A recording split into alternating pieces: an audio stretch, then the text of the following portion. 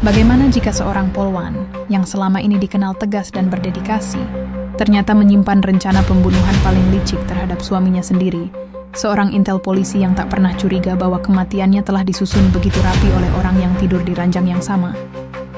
Tapi jika semuanya sudah nyaris sempurna, lalu mengapa jasad Esko ditemukan dan Rizka justru pingsan di tempat kejadian? Apa jadinya kalau sesuatu yang kamu anggap biasa ternyata punya sisi gelap yang mengejutkan? Hari ini kita akan bahas topik yang jarang diangkat, tapi penting banget untuk diketahui. Sebelum kita mulai, dukung channel ini dengan tekan like, tulis pendapatmu di komentar, dan jangan lupa subscribe agar kamu nggak ketinggalan konten informatif lainnya. Yuk, kita mulai. Namaku Rizka Nuraini, usiaku 34 tahun, seorang perwira polisi wanita. Aku punya pangkat, punya kehormatan, dan punya nama baik. Di mata rekan-rekan kerjaku aku teladan, tegas di lapangan, bersih dari skandal, dan tak pernah main-main soal hukum. Tapi mereka semua hanya mengenalku dari sisi terang, bukan dari bayangan panjang yang kusimpan rapat-rapat. Tak banyak yang tahu bahwa di balik seragam ini, aku menyimpan luka dan ambisi yang dalam. Di balik senyumanku yang ramah saat memberi pengarahan pagi, aku menyusun langkah demi langkah untuk membunuh suamiku sendiri, Esko, seorang intelijen kepolisian senior, yang ironisnya, dulu kupuja karena kecerdasannya. Kini kupandang sebagai ancaman terbesar dalam hidupku. Kami menikah 5 tahun lalu, dalam sebuah pertemuan yang sebenarnya terlalu cepat jadi pernikahan. Kami sama-sama polisi, sama-sama cerdas kata orang. Tapi hanya aku yang menyadari, dua orang yang terlalu mirip, cepat atau lambat akan saling hancurkan. Dan benar saja, di awal pernikahan, Esko tampak seperti pasangan ideal, tenang, pendiam, cermat. Tapi lama-kelamaan aku sadar, ia tak pernah benar-benar terbuka. Ia tidak pernah cerita tentang tugasnya. Bahkan ketika aku sudah menjadi istrinya, tempat tidur kami tetap dipisahkan oleh rahasia yang tak bisa kutembus. Awalnya kupikir itu hanya kebiasaan kerja seorang intelijen, tapi lalu aku mulai mencium sesuatu yang lain. Bukan hanya rahasia, tapi pengawasan. Aku temukan bak kecil di bawah dashboard mobilku. Ponselku sering terasa ada yang menyadap. Bahkan pembicaraanku dengan beberapa narasumber tiba-tiba bocor ke atasan. Ada sesuatu yang salah. Dan aku tahu, hanya satu orang yang punya akses sedekat itu. Suamiku sendiri. Lama aku menahan diri. Bertanya-tanya dalam hati, kenapa? Apa karena dia tak percaya padaku? Apa karena dia dapat perintah dari atas untuk mengawasi? Atau lebih buruk, dia mencurigai aku melakukan sesuatu yang melanggar. Kau tahu, aku memang pernah menyimpang. Bukan karena aku korup, bukan karena aku serakah, tapi karena aku lelah melihat hukum hanya tajam ke bawah. Aku mulai bermain api, menjalin komunikasi diam-diam dengan beberapa orang yang masuk dalam kategori abu-abu, informan jalanan, penghubung jaringan narkoba kelas menengah. Mereka memberiku data yang tak pernah bisa polisi dapat secara resmi. Dan sebagai gantinya, aku bantu mereka aman dari penggerebekan tertentu. Tapi semua itu kulakukan dengan satu tujuan, keadilan. Aku hanya pilih informasi dari mereka yang benar-benar bisa menekan sindikat besar. Aku tak pernah menerima uang. Tapi ya, secara prosedur aku bersalah. Dan mungkin, Esko tahu. Dia terlalu pintar untuk tidak tahu. Pada malam aku yakin Esko mengawasi semua gerakku. Aku duduk di ruang tengah, menatap layar CCTV rumah yang tak pernah padam. Kupandangi suamiku yang tertidur di kamar, dan sesuatu dalam diriku berkata, jika aku tidak menghentikannya sekarang, maka aku sendiri yang akan jadi korban. Niar secara fisik, tapi reputasi, karier, hidupku akan hancur jika dia membuka mulut. Dan dari sinilah lahir niatku. Bukan karena benci, tapi karena tak ada pilihan. Aku harus tetap hidup, dan untuk itu Esko harus mati. Sulit dipercaya, bukan? Seorang polwan teladan merencanakan pembunuhan dengan kepala dingin. Tapi itulah aku. Aku tahu persis bagaimana forensik bekerja. Aku tahu bagaimana menghapus jejak. Aku tahu jam berapa jaringan CCTV sekitar kantor padam karena pemeliharaan. Aku tahu siapa saja yang bisa dijadikan alibi tanpa mereka sadari. Semua itu adalah pengetahuan yang kupelajari bukan untuk membunuh. Tapi pada akhirnya, pengetahuan itulah yang kupakai untuk membungkam suamiku sendiri. Lucunya, selama berbulan-bulan aku menyusun rencana, Esko tak pernah berubah sikap. Tetap tenang, tetap membuatkan kopi tiap pagi, tetap membetulkan kancing bajuku sebelum berangkat dinas. Tapi semua itu justru membuatku yakin. Dia bukan suami, dia penyelidik. Dan aku targetnya, aku tak akan menyangkal apa yang kulakukan. aku juga tak akan meminta maaf. Karena dalam dunia kami, dunia para aparat hukum, kadang keadilan tidak datang dari sistem, tapi dari keputusan pribadi yang kelam. Aku hanya memastikan hidupku tetap utuh, meskipun dengan cara yang akan membusukkan hatiku seumur hidup. Dan sekarang, Esko sudah tiada. Mereka bilang aku pingsan saat menemukan jasadnya. Itu benar, tapi bukan karena syok, bukan karena sedih, tapi karena tekanan yang tak bisa lagi kutahan. Bahkan seorang pembunuh pun bisa roboh jika beban dosanya mulai merayap dari bawah kulit. Hari itu aku tergeletak di lantai, tubuhku gemetar, nafas terengah. Dan untuk pertama kalinya, aku merasa sendirian di dunia ini, dan cerita ini baru dimulai. Mereka bilang, ketika kau hidup serumah dengan seseorang terlalu lama, kau akan mulai hafal nafasnya, ritmenya, detak langkahnya di lorong rumah, suara sendoknya saat mengaduk kopi. Semua itu akan menjadi biasa, menjadi latar belakang hidup yang tak lagi kau pikirkan. Tapi yang jarang orang sadari adalah, jika kau benar-benar memperhatikan, kau juga bisa tahu kapan ada sesuatu yang berubah. Dan Esko berubah. Perubahannya bukan besar. Ia tetap suami yang terjadwal rapi, dengan segala rutinitas yang seperti skrip dalam operasi penyamaran. Tapi aku perhatikan cara dia memandangku akhir-akhir ini. Terlalu hati-hati. Terlalu mengamati. Seolah-olah aku bukan lagi istrinya, tapi target yang sedang ia profiling secara diam-diam. Kecurigaanku bukan karena paranoia semata. Aku tahu bagaimana cara kerja Intel. Aku sendiri pernah menjalani pelatihan yang sama, meski aku lebih sering ditugaskan di lapangan terbuka, bukan dalam penyelidikan tertutup. Tapi Esko, dia bukan sekadar Intel. Dia adalah arsitek dari banyak operasi pengintaian yang bahkan tidak tercatat secara resmi di dokumen Polri. Aku pernah bangga punya suami seperti dia, sampai aku sadar, semua kejeniusannya itu bisa berbalik padaku. Malam itu, sekitar pukul 2, aku pura-pura tidur. Esko bangkit perlahan dari tempat tidur. Langkahnya nyaris tanpa suara, tapi aku bisa merasakannya. Ia tidak pergi ke kamar mandi. Ia ke ruang kerjanya. Kupaksa mataku tetap terpejam, napas teratur, jantungku tahan agar tidak meledak. Setelah ia cukup jauh, aku bangkit. Diam-diam menapaki lorong, dan mengintip lewat celah pintu yang sedikit terbuka. Ia duduk di depan laptop, headphone terpasang. Tapi yang membuat tenggorokanku tercekat adalah layar monitor yang menampilkan rekaman video. Rekaman dari ruang tamu rumah kami. Kamera kecil yang tidak pernah kubenarkan keberadaannya. Kamera yang tidak pernah kupasang. Itu bukan CCTV rumah, itu alat pengintai. Dia memata-mataiku. Besoknya, saat Esko ke kantor lebih awal, aku mencari kamera itu. Butuh waktu 2 jam sebelum kutemukan. Tertanam rapi di celah ventilasi kayu, nyaris tak terlihat. Dari sudut itu, seluruh ruang tamu bisa terekam, termasuk pintu masuk dan area tempatku biasa menerima tamu. Aku langsung tahu, ini bukan paranoia. Ini fakta, aku tidak marah. Aku tidak histeris. Aku justru merasa tenang. Ada sesuatu yang klik dalam pikiranku. Esko sedang mengumpulkan bukti. Dan aku adalah sasarannya. Esko tak pernah menuduhku secara langsung, tapi tindakannya sudah cukup menjadi bukti bahwa dia curiga. Mungkin dia telah menerima laporan. Mungkin seseorang membocorkan bahwa aku pernah melindungi seorang informan jaringan narkoba. Atau mungkin dia sendiri menyadap komunikasiku dengan Fikri, penghubung antara aparat dan mafia kecil-kecilan yang dulu pernah kubantu kabur. Dan mungkin Esko berpikir dia sedang menyelamatkanku. Atau menyelamatkan institusi dari aib istrinya sendiri. Yang jelas, sejak hari itu, aku mulai menyelidiki balik. Kupasang kamera kecilku sendiri di ruang kerjanya. Kutelusuri histori pencariannya. Kuakses drive tersembunyi dalam laptopnya yang hanya bisa dibuka lewat pemindai sidik jari. Butuh waktu berminggu-minggu, tapi aku berhasil. Dan isi drive itu, ada folder bernama RZKA-01, RZK, Rizka. Aku folder itu, berisi rangkuman komunikasi yang pernah kulakukan lewat saluran terenkripsi, percakapanku dengan Fikri, nama beberapa saksi yang pernah kututup-tutupi, termasuk satu foto, aku di warung kopi, bertemu orang yang sedang diawasi dalam kasus pencucian uang. Esko menyelidikiku seperti aku ini kriminal. Dan dia nyaris berhasil. Aku tahu jika semua itu dibuka ke publik, karirku selesai. Seragamku tercoreng. Semua hal yang kubangun selama 12 tahun hancur begitu saja. Aku tak punya cukup waktu untuk bersih-bersih. Bahkan kalaupun aku menyerahkan diri, aku tetap akan dikenang bukan sebagai polwan tangguh, tapi pengkhianat yang mencemari institusi. Lucu, bukan? Aku belajar hukum untuk menegakkan keadilan, tapi keadilan justru menjadi tali gantung di leherku sendiri. Setiap malam aku makin yakin, Esko bukan lagi suamiku, dia musuh.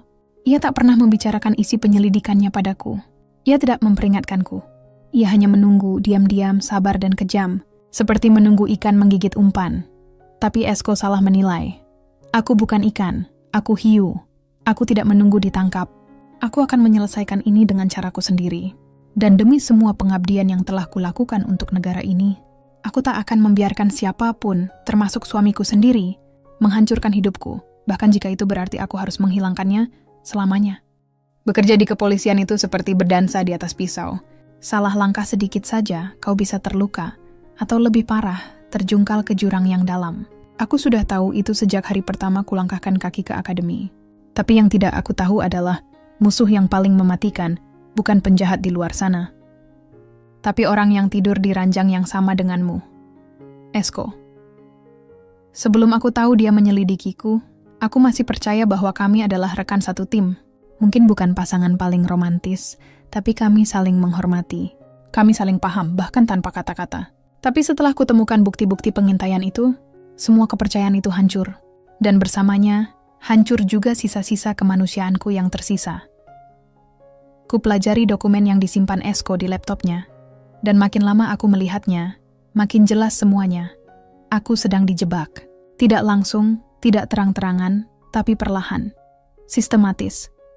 Seperti ular yang membelit perlahan, agar mangsanya tidak sadar bahwa ia sedang mati.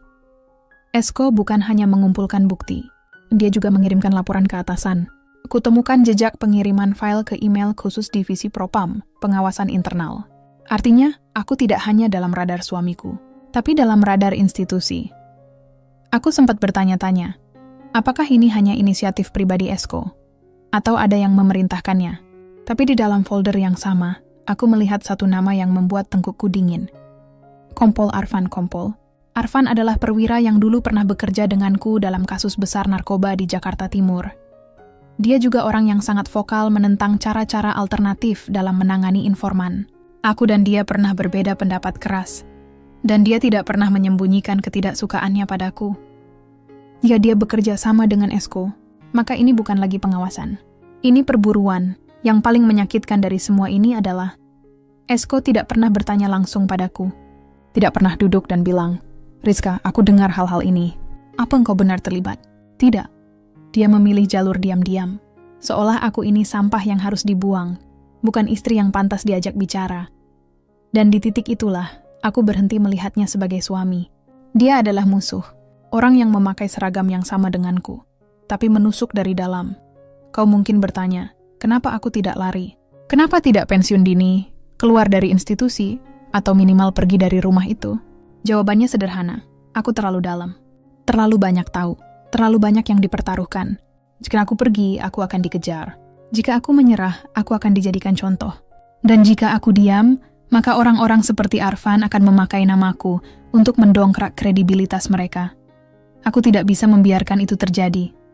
Jadi, aku mulai menyusun pertahanan, atau lebih tepatnya, serangan balik. Pertama, aku kumpulkan semua bukti kelemahan Esko, setiap operasi tak resmi yang dia pimpin, setiap penyamaran yang ia lakukan tanpa surat perintah, bahkan transaksi uang tunai yang dilakukan lewat perantara informan. Semua itu kusimpan dalam drive terenkripsi, disembunyikan di balik sistem kamera rumah yang dia pikir miliknya. Aku balik sistemnya. Kamera itu kini merekam dirinya juga. Kedua, aku datangi orang-orang yang pernah bekerja di bawah Esko.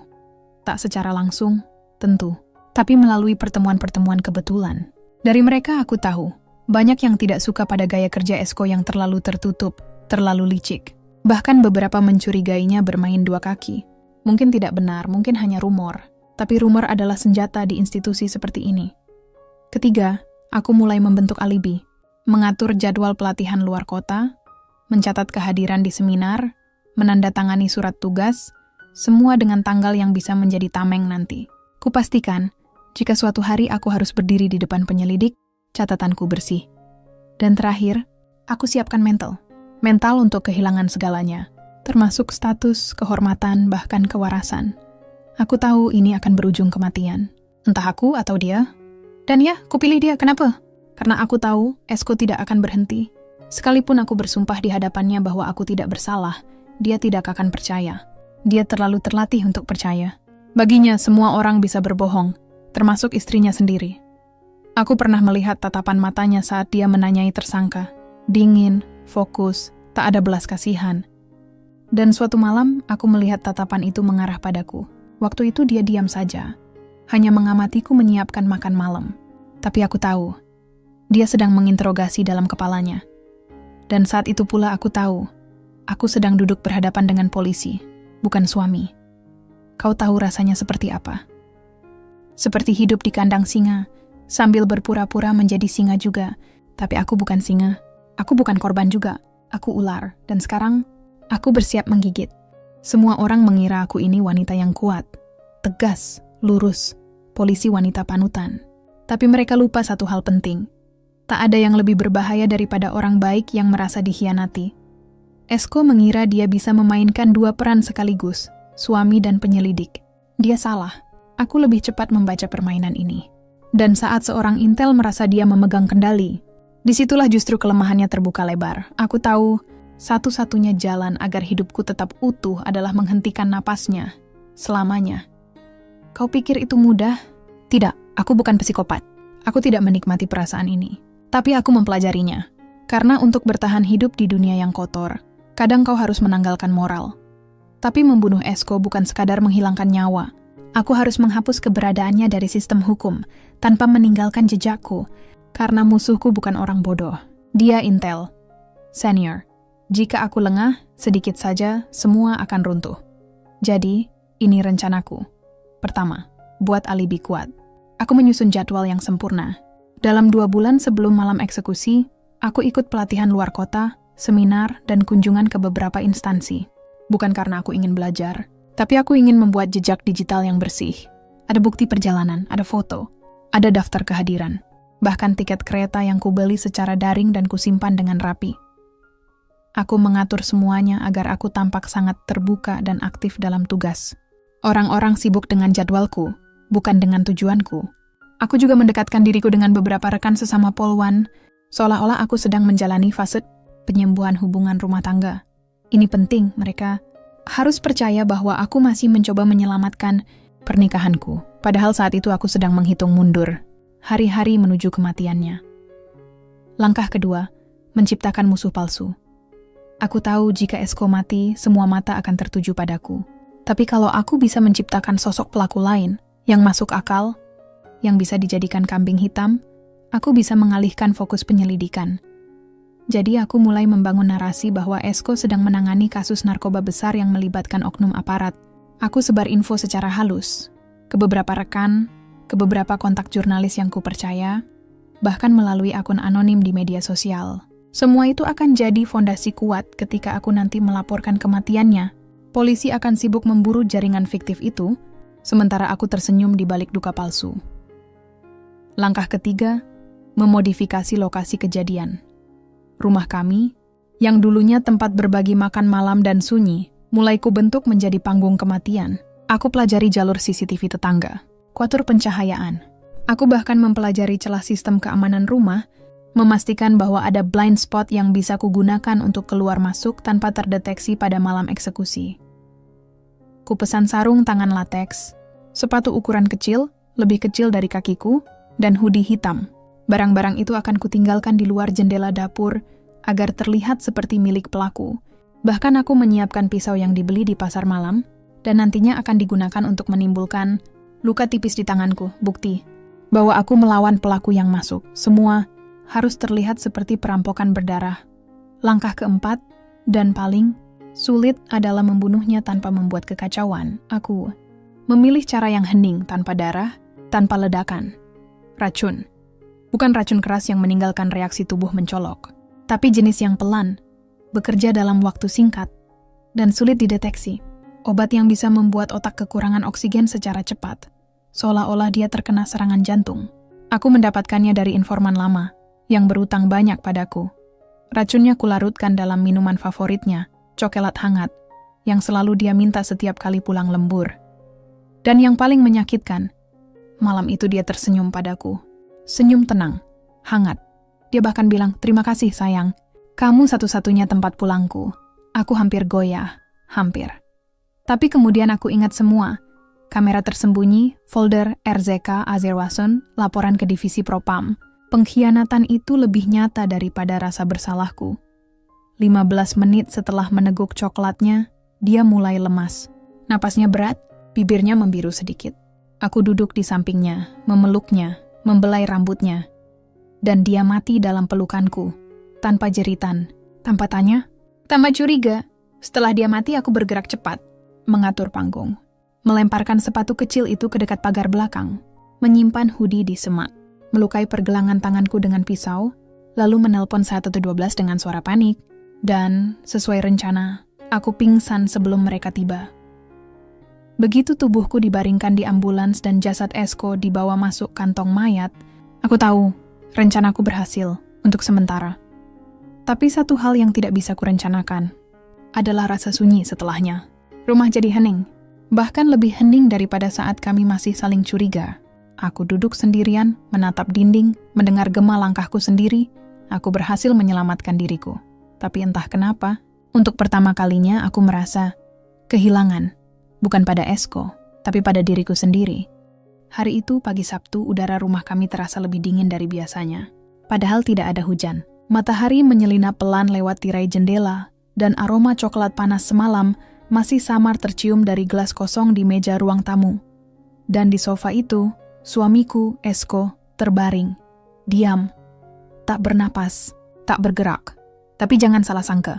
Ini bukan kejutan bagiku. Ini bukan kejadian tiba-tiba. Aku yang membunuhnya. Dengan tanganku sendiri. Dan pagi itu, aku memainkan satu-satunya peran yang belum pernah aku coba selama hidupku di dunia kepolisian. Korban. Aku sudah menyusun segalanya. Posisi tubuh Esko, gelas di tangannya, jendela belakang yang dibiarkan terbuka, bahkan luka kecil di pergelangan tanganku, semua sudah sesuai skenario.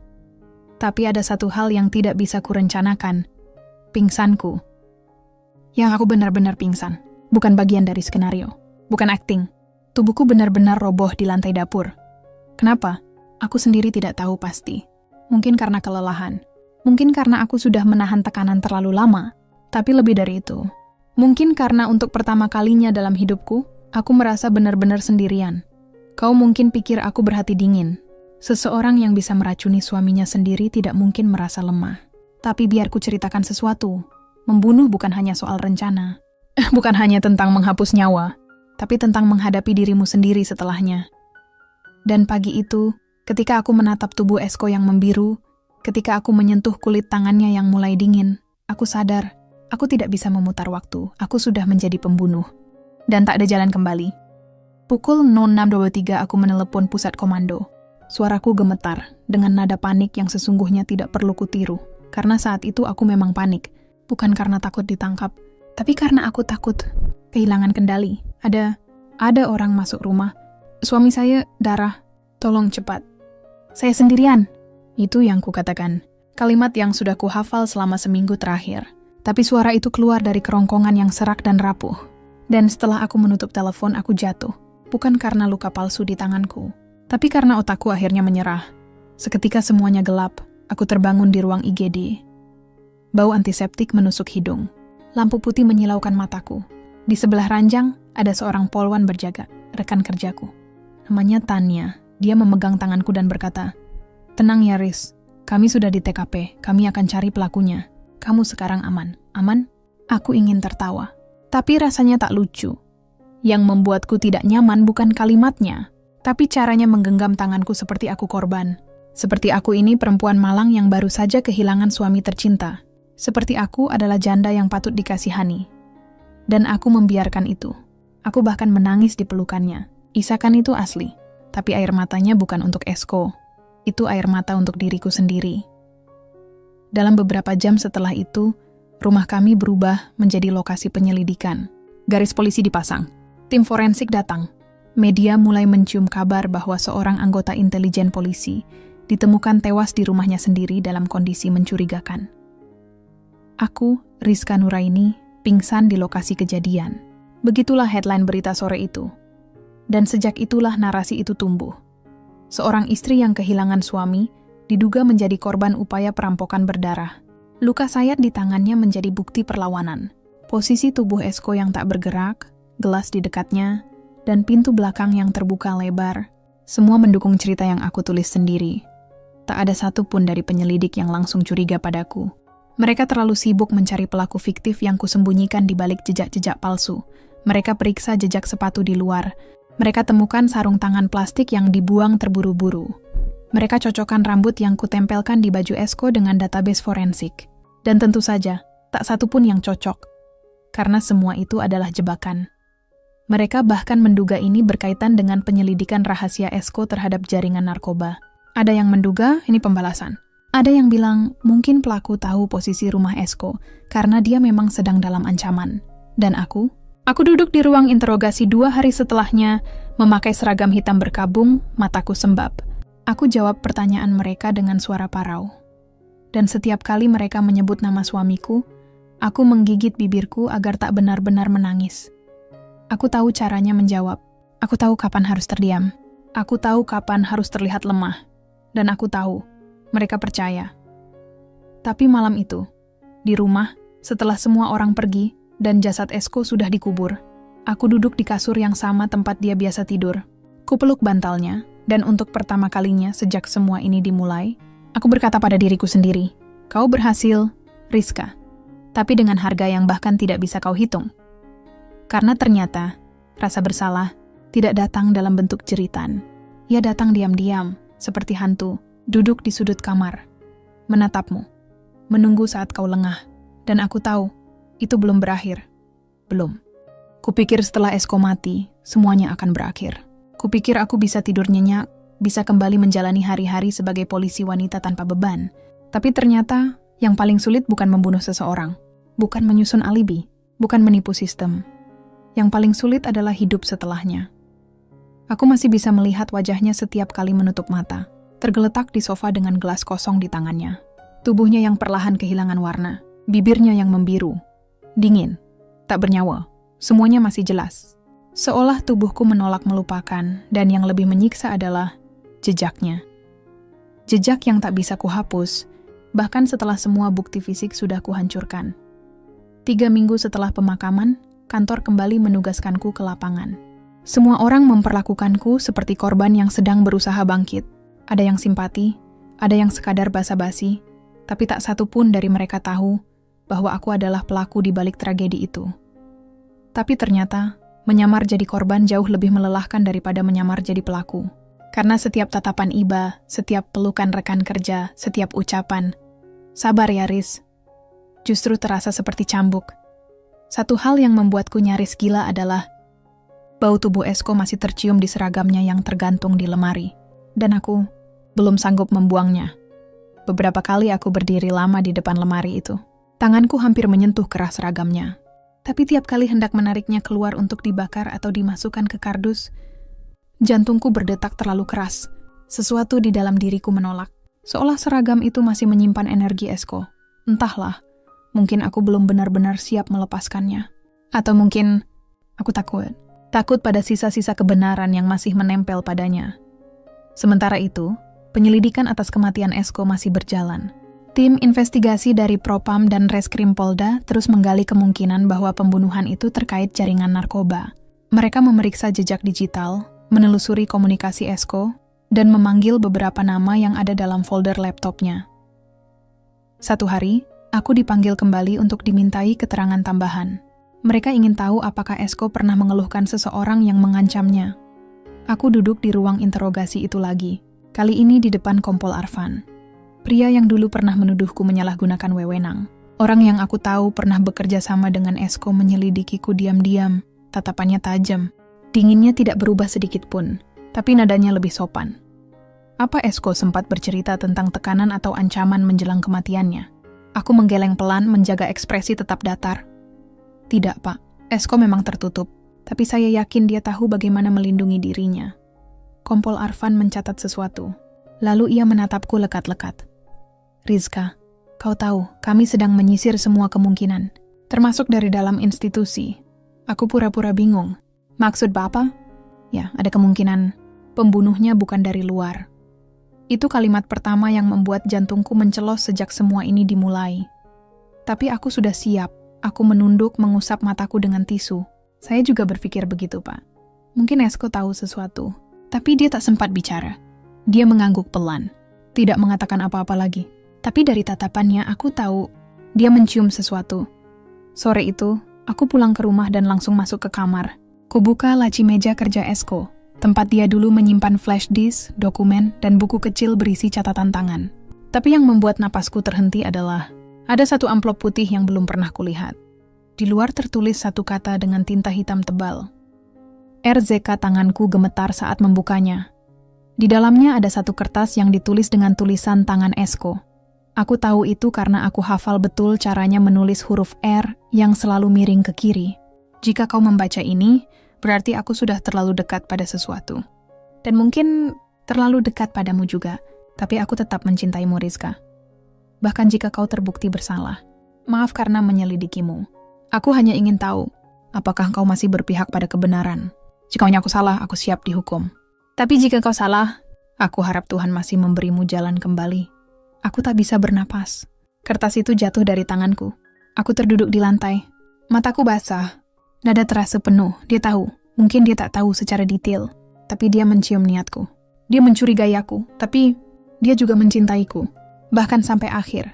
Dan aku membunuhnya. Sejak saat itu aku tahu. Tidak ada rencana yang sempurna.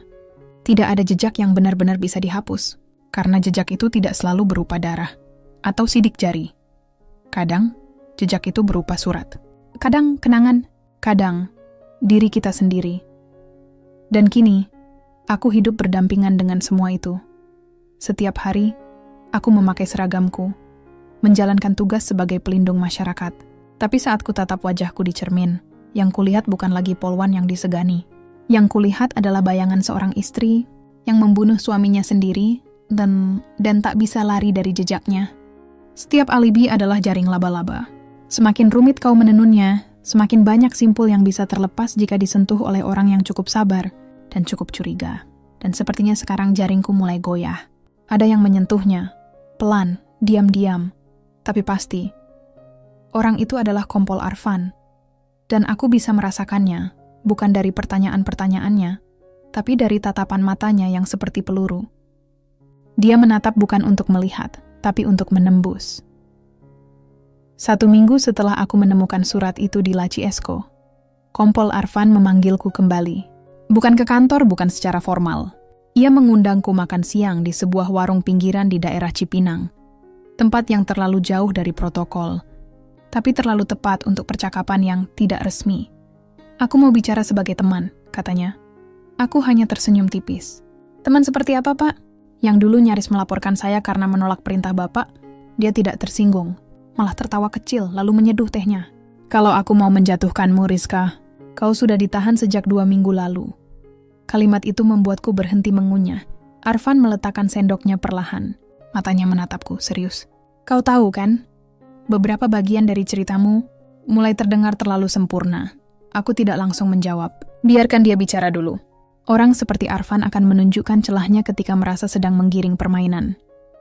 Pintu belakang terbuka, jejak kaki asing, sarung tangan ditemukan jauh dari lokasi, kamera mati selama 3 jam, dan tak ada satupun barang berharga yang diambil. Bahkan uang tunai di laci Esko masih utuh. Apa kau benar-benar yakin ini kerjaan perampok? Aku menarik napas, pura-pura bingung. Bapak bilang mau bicara sebagai teman, tapi terdengar seperti interogasi. Dia tersenyum. Kalau aku interogasi, kau tidak akan duduk di sini sambil makan ayam penyet. Rizka, diam. Senjata paling efektif saat kau tidak tahu harus menjawab dengan apa. Arfan kembali berkata, pelan namun tajam, Esko menyimpan backup data otomatis di server cadangan. Tidak di laptop, tapi di drive cloud yang berbeda. Jantungku langsung berhenti sepersekian detik. Aku tak tahu soal itu. Arfan melanjutkan, kami menemukannya. Ada rekaman harian, folder pribadi, dan sebagian besar di dalamnya hanya video pendek. Tapi ada satu yang menarik. Ia membuka ponselnya dan menunjukkan rekaman. Tidak penuh, hanya 1 cuplikan. Di video itu, tampak aku Rizka membuka laci meja kerja, lalu mengambil sesuatu. Gerakanku cepat, gelisah, seolah takut ketahuan. Rekaman dari 2 minggu sebelum Esko mati, kata Arfan. Kami tidak tahu apa yang kau ambil, tapi kami tahu Esko merekam semuanya. Aku mencoba tetap tenang, meski napasku mulai berat. Aku hanya ambil dokumen administrasi. Aku lupa izin tugas luar kota waktu itu. Dan itu disimpan Esko karena dia yang biasa bantu urus. Alasan yang cukup masuk akal. Tidak sempurna, tapi bisa dipercaya oleh orang yang tidak punya bukti kuat. Tapi Arfan hanya diam. Lalu tanpa menatapku, dia berkata, kau tahu kan Riz, bahkan racun yang paling pelan tetap meninggalkan residu. Dek, dia tahu. Atau setidaknya, dia menduga. Dan di saat itu, aku sadar, lubang di balik alibiku mulai terbuka. Bukan karena kesalahan teknis, tapi karena Esko tidak pernah benar-benar percaya padaku, dan dia menyiapkan kemungkinan terburuk. Dia tahu siapa aku. Dia tahu aku bisa menjadi lawan, bukan hanya istri. Aku pulang sore itu dengan kepala berdenyut. Di rumah, ku tarik semua catatan, semua sisa dokumen. Kupastikan tidak ada yang tertinggal. Tapi entah mengapa rasa gelisah itu tak pergi, dan malam itu aku mimpi buruk. Dalam mimpiku, Esko duduk di kursi ruang tamu. Bukan versi mayatnya, tapi Esko yang dulu, dengan seragamnya, wajah tenang, dan tatapan penuh curiga. Kau pikir aku tidak tahu, Riz? Katanya, aku sengaja diam. Aku ingin lihat seberapa jauh kau berani. Aku terbangun dengan keringat dingin. Lantai terasa lebih dingin dari biasanya. Dan entah kenapa, suara detak jam dinding terdengar seperti hitung mundur. Keesokan paginya, aku mendapat surat panggilan resmi. Kali ini bukan dari Arfan, tapi dari divisi internal. Tertulis, permintaan klarifikasi tambahan atas dugaan pelanggaran prosedur tugas luar kota. Kata-kata itu terlihat biasa. Tapi aku tahu maksudnya. Mereka sudah mulai menyelidiki alibiku. Tanggal-tanggal perjalanan, tanda tangan kehadiran, tiket hotel. Bahkan pesan WhatsApp yang kukirim ke grup kantor kupikir aku sudah menutupi semuanya. Tapi satu saja tanggal yang tidak sinkron, satu orang yang mengingat sesuatu secara berbeda. Itu cukup untuk menjebol semuanya. Aku berdiri di depan cermin pagi itu, mengenakan seragam lengkap, bukan untuk bertugas. Tapi mungkin, untuk terakhir kalinya, sebagai seorang polisi. Kupandangi diriku baik-baik, ada lingkaran hitam di bawah mata, wajahku tirus.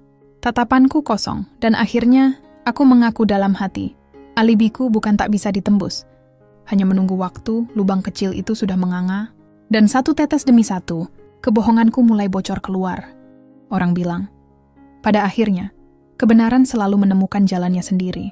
Aku tidak pernah percaya itu. Sampai hari ini, aku duduk di ruang pemeriksaan divisi Propam sejak pukul 9 pagi. 2 jam telah berlalu dan tak seorang pun bicara. Hanya suara kipas tua dan lembaran berkas yang dibolak-balik. Di hadapanku duduk 2 penyidik. Salah satunya tentu saja Kompol Arfan. Dia tidak mencatat, tidak membuka berkas. Hanya duduk sambil menatapku, dan aku duduk dengan punggung lurus, mencoba menjaga napas agar tak gemetar. Rizka Nuraini, ujar penyidik di sebelahnya. Atas nama penyelidikan kematian anggota atas nama Esko Pranajaya, kamu diminta memberikan klarifikasi akhir sebelum perkara dinaikkan ke tingkat penyidikan resmi. Aku mengangguk pelan. Silakan.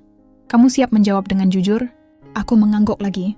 Tapi dalam hati, aku tahu, kejujuran itu relatif. Apa yang kusebut jujur bisa saja hanya setengah dari kebenaran, atau seperempat, atau potongan kecil yang aman untuk disampaikan. Tapi ternyata, hari itu berbeda. Mereka sudah memegang semuanya. Kompol Arfan meletakkan satu bundel dokumen di meja. Ini hasil pengolahan ulang jejak digital Esko, termasuk panggilan suara yang terekam secara otomatis di perangkat eksternalnya. Kami baru temukan datanya minggu lalu. Aku menatap bundel itu. Tidak bergerak. Dan ini, ia menyodorkan ponsel layar menunjukkan rekaman suara. Bunyinya, Riz, kalau kau benar-benar ingin menyingkirkanku, kau tinggal racuni saja kopiku. Seperti waktu kamu bilang bercanda itu, racun tikus cukup 1 sendok, kan? Suara Esko, tawa kecilnya. Lalu hening. Aku terdiam. Suara itu seperti hantaman palu ke dinding pertahananku. Arfan melanjutkan. Kami tahu ini bukan bukti langsung, tapi cukup untuk memperkuat indikasi motif. Dan kami juga menemukan satu jejak zat etilen glikol dalam cairan lambung Esko. Dulu kami anggap tidak signifikan, tapi sekarang dengan konteks baru, semuanya berubah.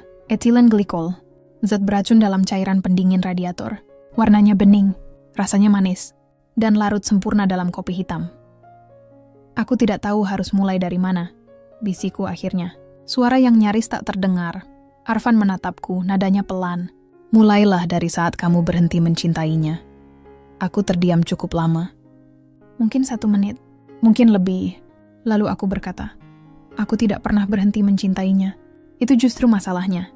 Pengakuanku tidak tumpah seperti air bah. Ia keluar pelan, 1 kalimat 1 jeda. Seperti luka lama yang dibuka dengan ujung pisau tumpul. Aku mulai takut ketika dia tahu terlalu banyak tentang kasus penggelapan barang bukti. Kasus yang aku bantu tutup untuk seorang atasan. Saat itu, aku sudah terlalu dalam. Tak bisa mundur. Tapi Esko, dia terlalu lurus. Kami bertengkar hampir setiap malam. Dia tak pernah menuduh langsung. Tapi dia bertanya, terlalu sering, terlalu detail. Aku tahu dia sedang mengawasi. Aku tahu suatu saat dia akan lapor. Dan kalau itu terjadi, aku habis. Karierku, hidupku, semuanya. Lalu aku menceritakan malam itu. Tentang kopi yang kubuat seperti biasa. Tentang senyum yang kuucapkan seperti biasa. Tentang 1 sendok kecil cairan transparan yang kuteteskan dari botol kecil yang dulu kubeli lewat jalur tak resmi. Aku ceritakan detik-detik tubuh Esko melemas, tangannya gemetar, dan matanya yang kehilangan cahaya perlahan. Dan saat aku duduk di depannya, tidak menangis, tidak berteriak, hanya diam, dan menatap, karena dalam hatiku yang paling gelap aku berpikir, aku tidak membunuh dia karena aku benci dia, tapi karena aku tahu, dia benar. Pengakuan itu tidak langsung membuatku lega. Tidak seperti yang sering ditampilkan dalam film. Tidak ada perasaan ringan. Tidak ada udara segar yang tiba-tiba masuk ke paru-paru. Yang ada hanya hampa. Seperti aku menyerahkan bagian terakhir dari diriku yang masih manusiawi. Setelah itu, Arfan berdiri pelan. Ia tidak berkata apa-apa. Tidak tersenyum. Tidak puas. Ia hanya mencatat sesuatu, lalu meninggalkan ruangan. Aku dikembalikan ke ruang tahanan sementara sore itu. Ruang kecil, dindingnya abu-abu, tanpa jendela, hanya cahaya lampu neon yang redup. Dan di sanalah aku duduk, sendirian. Bukan lagi sebagai penyidik, bukan lagi sebagai polwan, tapi sebagai seseorang yang akhirnya berhenti berbohong. Tapi lucunya, meski sudah mengaku, aku masih merasa belum selesai. Ada banyak hal yang tidak pernah sempat kukatakan pada Esko. Tentang bagaimana aku merasa dikucilkan di tubuh institusi karena tak mau ikut sistem kotor. Tentang rasa frustasi karena dihimpit oleh senior yang menjadikan aku alat. Tentang bagaimana aku mencoba bertahan, dan akhirnya memilih jalan salah. Dan yang paling menyakitkan, aku tidak sempat bilang padanya bahwa aku masih mencintainya, bahkan saat dia mati di depanku. Itulah kenapa aku sebut ini sebagai pengakuan yang tak pernah selesai. Karena kebenaran tidak pernah cukup, dan penyesalan tak pernah tuntas. Aku pernah berdiri di balik garis polisi, menatap jasad korban, mengamati jejak pelaku, mengarahkan tim olah TKP, memimpin rapat penyidikan. Aku pernah menjadi pemburu. Tapi sekarang, ironi itu sempurna. Polisi sedang memburu aku. Panggilan dari divisi internal adalah peringatan pertama, tapi bukan yang terakhir. Sejak surat itu datang, aku tidak pernah tidur nyenyak lagi. Aku mengingat-ingat ulang semua hal. Email yang kukirim, tiket hotel yang kubeli, jam keberangkatan, jam kepulangan, nama sopir taksi, nota makan malam. Tapi semakin keras aku mencoba meyakinkan diriku sendiri bahwa semuanya sempurna, semakin kuat pula bisikan itu. Seseorang akan menemukan celahnya, Rizka. Kau tahu itu. Hari Senin, aku datang ke ruang penyelidikan internal di lantai 4 dengan pakaian sipil. Seragamku tergantung di rumah. Rasanya seragam itu sudah terlalu berat untuk kupakai. Di dalam ruangan ada 3 orang. Satu wajah yang sudah akrab. Kompol Arfan, duduk di pojok ruangan, diam. Seperti penonton sabar menanti sebuah drama. Yang membuka pembicaraan adalah AKBP Rendra, Ketua Tim Khusus Investigasi. Rizka, kami menemukan inkonsistensi antara laporan tugas luar kota kamu dengan data CCTV stasiun Gambir. Di hari yang kamu laporkan berangkat, kamu tidak muncul di rekaman manapun. Aku langsung menjawab dengan nada netral. Saya naik taksi langsung ke hotel karena saya sudah terlambat. Tiket kereta saya batal, saya naik travel, Pak. Mungkin itu yang membuat tidak ada jejak di stasiun. Rendra menatapku sebentar, lalu menyodorkan selembar cetakan pemesanan travel daring. Ini pemesanan atas nama kamu yang dibatalkan 10 menit setelah dibuat. Dek, mereka sudah memeriksa sampai situ? Aku berusaha tenang, walau telapak tanganku mulai basah. Kebetulan saat itu saya dapat tumpangan dari teman. Dia kebetulan juga ke kota yang sama. Jadi saya batalin travelnya. Siapa temannya? Pertanyaan itu seperti pisau yang menggores. Karena aku tidak menyiapkan nama. Namanya Dira. Polwan juga, Bapak kenal mungkin. Kami satu angkatan. Mereka mencatat. Tapi aku tahu, setelah ini mereka akan memanggil Dira. Dan jika Dira tidak bisa menegaskan cerita itu, lubang itu semakin menganga. 2 hari setelah pertemuan itu, aku menerima kabar bahwa aku dibebas tugaskan sementara. Alasannya terdengar sopan, dalam rangka membantu proses penyelidikan. Tapi artinya jelas, aku mulai menjadi tersangka. Dan dari situ, aku bisa melihat pola yang dulu sering kulihat sebagai penyidik. Pertama, mereka ambil HP-ku, lalu laptop kerja, lalu dokumen pribadi, akses email institusi langsung diblokir, semua tugas lapangan dialihkan. Mobil dinas ditarik. ID, kartu akses kantor juga dibekukan, aku tak lagi punya status. Bukan lagi polisi. Bukan juga tersangka resmi. Hanya bayangan. Dan yang paling menyesalkan adalah, aku tak bisa mempercayai siapapun. Dira mulai jaga jarak. Rekan-rekan di kantor tak lagi menyapa. Grup WhatsApp hening. Tidak ada yang terang-terangan menuduhku, tapi mereka mulai menghindari keberadaanku. Dalam dunia kepolisian, bukan hanya peluru yang bisa membunuh, isolasi juga bisa. Malam itu, aku duduk sendirian di dapur. Tempat yang dulu jadi TKP kematian Esko. Kutarik kursi yang dulu dia duduki. Aku duduk di situ sekarang. Mencoba memahami apa yang akan kulakukan selanjutnya. Karena semua yang dulu kupikir sempurna, mulai runtuh. Jejak yang kupalsukan mulai dilacak. Alibi yang kuciptakan mulai diuji. Dan yang paling parah, AKBP Rendra bilang akan membuka kembali autopsi jenazah Esko. Untuk memastikan bahwa tidak ada bahan kimia tertentu yang luput dari pemeriksaan awal. Kalimat itu cukup untuk membuatku mual, karena jika mereka benar-benar mencari, racun itu masih bisa dikenali. Dan jika ditemukan, hanya aku yang punya akses ke minumannya malam itu. 3 hari lalu, aku mulai mengemasi barang-barang di rumah. Bukan untuk melarikan diri, tapi untuk bersiap, entah untuk ditangkap atau untuk menyerah. Ada satu kotak kayu kecil yang dulu kubuat bersama Esko, berisi foto-foto kami. Di antara tumpukan itu, aku menemukan foto pernikahan kami. Wajahku tampak bersinar. Wajahnya tenang, kupandangi lama. Dan untuk pertama kalinya sejak pembunuhan itu, aku menangis. Bukan karena ketakutan akan ditangkap, tapi karena aku menyesal. Iya, aku mulai benar-benar menyesal. Bukan hanya karena bisa ketahuan, tapi karena aku sadar, Esko bukan musuhku. Dia hanya seorang lelaki yang terlalu ingin tahu kebenaran. Dan aku, wanita yang terlalu takut kehilangan rahasia. Besok aku dipanggil lagi ke Polda. Kali ini bukan untuk wawancara, tapi untuk proses klarifikasi akhir. Biasanya, itulah tahap terakhir sebelum penetapan tersangka. Malam ini, aku berdiri di depan cermin, menatap wajah yang sudah tidak kukenal lagi. Wajah seorang polwan, istri pembunuh, dan kini, buruan, ironis bukan, aku dulu memburu pelaku. Sekarang aku yang dikejar. Dan dalam hati kecilku, aku tahu, tak ada tempat lagi untuk bersembunyi. Dulu, aku selalu percaya seragam itu punya kuasa. Ketika pertama kali memakainya, aku berdiri tegak di depan cermin. Ada kebanggaan, ada harapan, dan ada janji. Tapi hari ini, seragam itu hanya kain. Lusuh, terkoyak, dan penuh darah yang tak terlihat oleh mata siapapun, kecuali aku sendiri. Setelah pengakuan itu, semuanya bergerak cepat.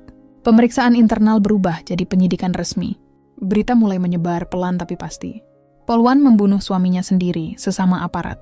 Motif: menutupi keterlibatan dalam penggelapan kasus. Aku sempat berpikir mereka akan menyembunyikan aib ini. Tapi rupanya, di dalam tubuh institusi, tak ada ruang lagi untuk menutupi borok. Apalagi setelah Esko yang mati adalah intel aktif dengan akses ke data sensitif. 1 bulan berlalu sejak hari itu. Dan pagi ini aku berdiri di ruang sidang, tangan di borgol. Tapi tidak terasa dingin. Mungkin karena hatiku sudah beku lebih dulu. Hakim membacakan vonis. 18 tahun penjara. Bukan hukuman mati. Bukan seumur hidup. Cukup panjang untuk membuat dunia di luar berubah. Cukup pendek untuk membuatku terus dihantui pertanyaan, apa yang akan kau temui ketika keluar nanti? Aku tidak menangis. Orang-orang menunggu reaksiku. Kamera wartawan mengarah, tapi yang berkedih hanya wajah datar, kosong. Mereka tidak tahu, air mataku sudah habis. 1 minggu setelah vonis, aku dipindahkan ke lapas wanita di luar kota. Ruanganku kecil, kasur tipis, tembok lembab. Dan untuk pertama kalinya dalam hidupku, aku tak punya pangkat. Tak ada senjata, tak ada izin, tak ada kekuasaan. Hanya nomor narapidana di dada kiriku. Lucunya, di tempat ini, aku merasa lebih jujur daripada dimanapun. Tidak ada perlu berpura-pura, tidak perlu senyum basa-basi. Semua orang tahu siapa aku. Dan aku tak lagi menyangkalnya. Tiap malam, aku duduk di sudut ruangan, menggenggam sesuatu yang kubawa dari luar. Sebuah foto kecil.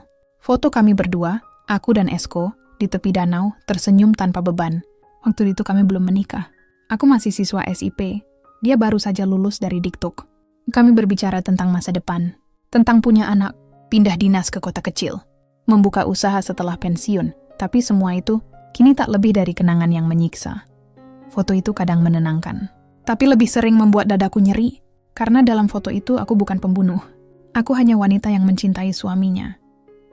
Suatu hari, petugas lapas datang membawa kiriman. Sebuah surat, tanpa nama pengirim. Hanya satu inisial di pojok kanan atas. Aku gunting amplopnya dengan hati-hati. Di dalamnya hanya satu kalimat.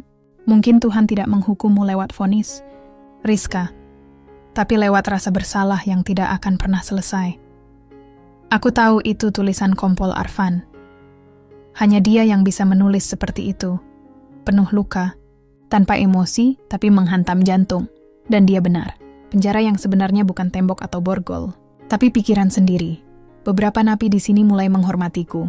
Bukan karena siapa aku di luar sana, tapi karena mereka tahu aku tak pura-pura. Aku ikut antri makan. Aku bersih-bersih kamar mandi. Aku tak minta perlakuan khusus. Dan setiap ada pelatihan keterampilan, aku ikut. Mungkin karena satu-satunya cara agar aku bisa bertahan adalah menjadi manusia biasa. Hari ini, aku berdiri di lapangan lapas. Upacara Hari Besar Nasional. Semua napi berkumpul. Bendera dikerek. Lagu dinyanyikan. Dan untuk pertama kalinya, aku berdiri sebagai warga biasa. Tanpa pangkat, tanpa jabatan. Kupandangi bendera itu lama. Dulu, aku bersumpah di hadapannya untuk menegakkan keadilan, meski nyawa taruhannya. Tapi nyatanya, akulah yang melanggar sumpah itu. Dan ironisnya, aku sekarang harus menjalani keadilan yang kutinggalkan.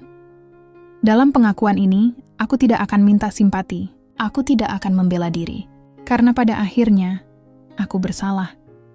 Tidak peduli seberapa besar tekanan sistem, seberapa kuat motif, atau seberapa berat luka yang kupikul, aku memilih membunuh.